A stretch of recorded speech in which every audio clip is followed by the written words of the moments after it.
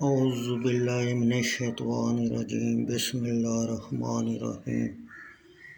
بخاری شریف جلد دوم حدیث نمبر 1369۔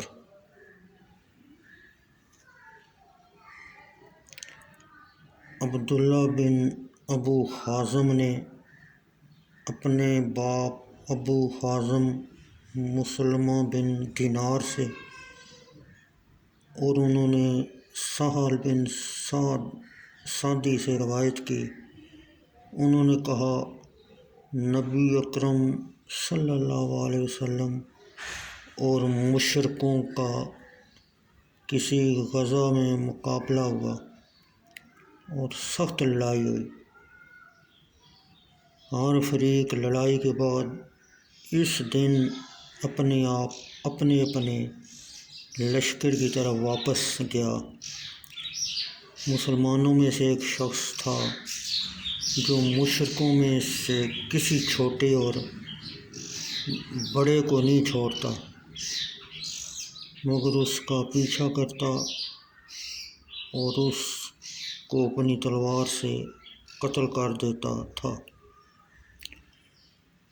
عرض کیا گیا یا رسول اللہ صلی اللہ علیہ وسلم، آج کسی نے بھی اتنا کام نہیں کیا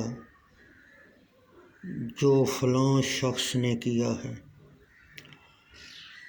آپ صلی اللہ علیہ وسلم نے فرمایا وہ دوزخی ہے۔ صحابہ کرام نے عرض کیا اگر وہ شخص دوزخی ہے تو پھر ہم میں سے جنتی کون ہے؟ لوگوں میں سے ایک شخص اقتم بن ابی جون نے کہا میں ضرور اس کا پیچھا کرتا ہوں۔ جب وہ شخص تیز چلتا یا آہستہ چلتا میں اس کے ساتھ رہتا حتیٰ کہ وہ شدید زخمی ہو گیا اور اس نے مرنے کی جلدی کی۔ اس نے اپنی تلوار کا قبضہ زمین پر رکھا اور اس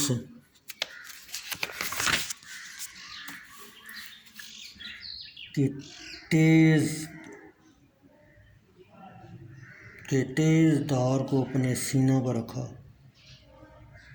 پھر وہ اس شخص پر جھول گیا اور اپنے آپ کو قتل کر لیا۔ وہ شخص جو اس کے ساتھ تھا نبی اکرم صلی اللہ علیہ وسلم کی خدمت میں حاضر ہوا اور کہا میں گواہی دیتا ہوں کہ آپ اللہ کے رسول ہیں۔ آپ نے فرمایا بات کیا ہے؟ تو اس شخص نے آپ کو سارا واقعہ بیان کیا۔ آپ نے فرمایا آدمی لوگوں کی نظروں میں جنتی جیسے عمل کرتا ہے وہ دوزخی ہے، اور کوئی آدمی لوگوں کی نظروں میں دوزخیوں جیسے عمل کرتا ہے وہ جنتی ہے۔